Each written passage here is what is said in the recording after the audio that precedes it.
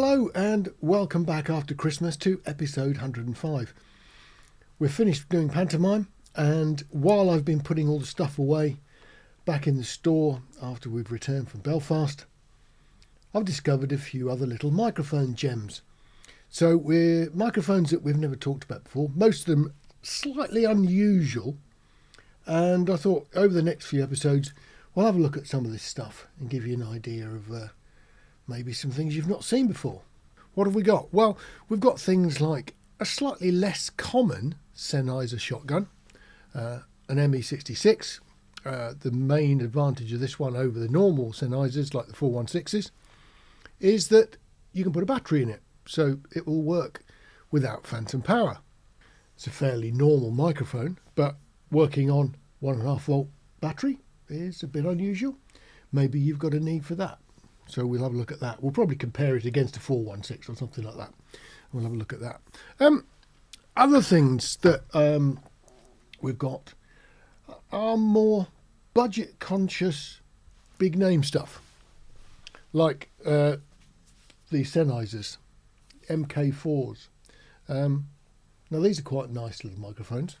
The thing with these ones is they're much more cost conscious than some of the more expensive AKGs.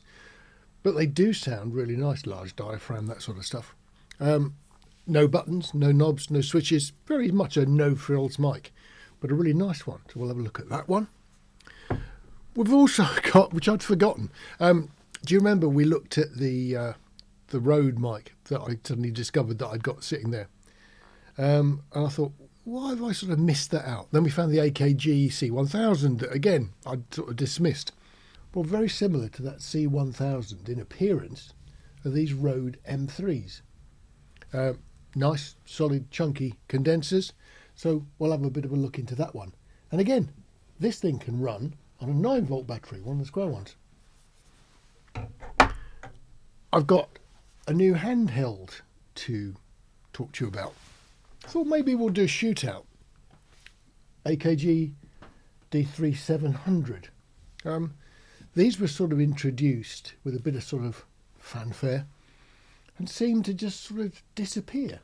Perfectly nice, and actually rather nice sounding stage microphones, I think, really. I mean, obviously, it's a competitor to the SM58. So I thought what we'll do is we'll get a few stage mics, stick them on stands, and actually try and simulate the difference. You know, I mean, you know the old stuff. You know, people go, 1, 2, check, 1, all that stuff.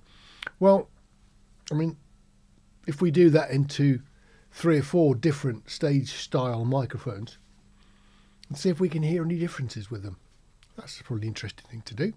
And then we're going to have a look at some unusual mics. How about something like that? Ideal if you've got sort of a speaker at a podium. These microphones can do all sorts of things. They're also really video friendly. Because one of the big things that annoys me intensely are when you have an instrument and you've then got this really ugly microphone. How about an opera singer?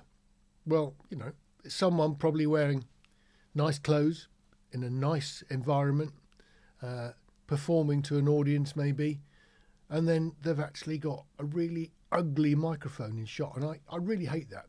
That's why I use this SM7B out of shot in most cases. I just think all these things now where you've got a whacking great big microphone right in front of people's faces just looks a bit ridiculous. But microphones like this can be very good because it's a small capsule condenser. So quality-wise, it's actually going to be quite good. But the nice thing is they sort of spray them this dark grey colour so it sort of hides out of the way. And you can hide this sort of thing in shot and people don't really notice it. But what do they sound like? So we'll put some good microphones up against one of these and have a listen to the tonal differences. Now, the other thing is that I've got, and I've not talked about them, very slender floor mounting microphones. Have a look at this. If I bring this into shot, well, this is actually made by JTS. The really expensive people like Schoeps, yeah, they've got similar things. Long extension tubes, and you stick the mic on the end. Well, JTS makes some really nice condensers. This bit here just screws onto a carbon fibre tube. And these are actually long enough that if you're 6 feet tall, you can put this on a floor mount stand, have it in front of someone like an opera singer, and they're really, as attractive as a microphone can be when you've got to see one. So you can get one of these in front of someone and it doesn't look particularly out of the way. Not so ugly. But anyway, that's the microphones that are going to come up. We've also got a whole pile of cheap Chinese LED lights. While I was away in Belfast doing the pantomime, I got one of those circulars, had a quick look, and there were loads of people doing just bog standard LED fixtures. And some of the prices appeared to be a bit stupid, as in like you could buy them from AliExpress for £9. And I thought it'd be fun just to buy a few of those and actually have a look and see what sort of light comes out of them. How useful would they be? So it's going to take a little while for me to get that organised, but I figure we'll get them, because I discovered there's a few little snags when you buy those. You see the advert, think you're buying one thing, and if you don't look carefully, you've actually bought something completely different. So some of the lights that turned up didn't look quite like I thought they were going to, but it was my fault. I didn't spot the difference. So that's for another video too. So anyway, it's lovely to be back after Panto, and we're sort of back in action here. Everything in the studio now works again, including, if you've spotted the videos before, some new monitor speakers. And these monitor speakers, some Adams. There's no point in me doing a review on those, I don't think, because I can't let you hear them, can I? So I can tell you they're nice, but it doesn't mean very much. So just in case you've noticed, the rotten old speakers that I had in this studio before have gone, and we've now got some decent ones for the first time here.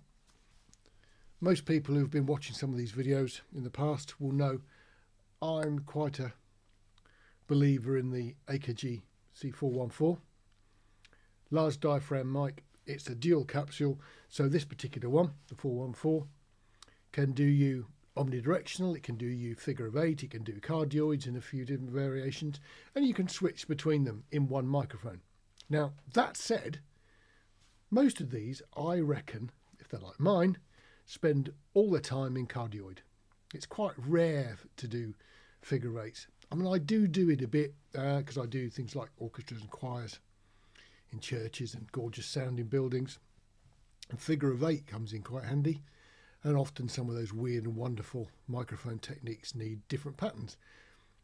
But the vast majority of the time, no, it sits on cardioid. And somebody asked me, was there a chance of getting a microphone that sounded a bit like a 414, but was in actual fact cheaper? I mean, a 414 at the moment is between £800 and £900 here in the UK. It's quite a lot of money. So how about if you want a large format, decent, proper brand, and you haven't got £800? Well, how about £250? Sennheiser MK4. These have been around a while now. Piece for piece, these two microphones both feel really sturdy. In actual fact, the MK4 is actually heavier than the 414. And these things, until recently for me, were a bit of a sort of unknown quantity. I'd seen them, but I'd never actually laid my hands on one. So for a project that's coming up, I thought, well, okay, I'll invest in one of these. And I didn't really expect too much. It's £250. Is it going to be as good as my 414? I thought it worth a try. So what we'll do, we'll stick this into the mount and see what we get. Right, there we go. So we've got the two mics, and no matter which way round I jiggled the mounts, I couldn't get them to be exactly the same height, so you'll have to forgive me that one is a tiny bit higher than the other, but I don't think at this distance, which is about 500 millimeters, which is getting on for what, 1'6", something like that from my mouth. I don't think it's going to make a huge amount of difference. At the moment we're on the SM7B, and let's switch across from that comparison mic that we always use to the 414. So we're on the 414 now. The 414 sound is a sort of classic clean sound. I don't think they've got much character, they just sound nice. So if I'm using a dynamic, I've got quite happy with the sound of the SM7B. If I'm using a condenser, I'm equally at home with the sound that you're hearing at the moment. So let's see what happens when we switch across to the MK4 now. So now we're on the MK4.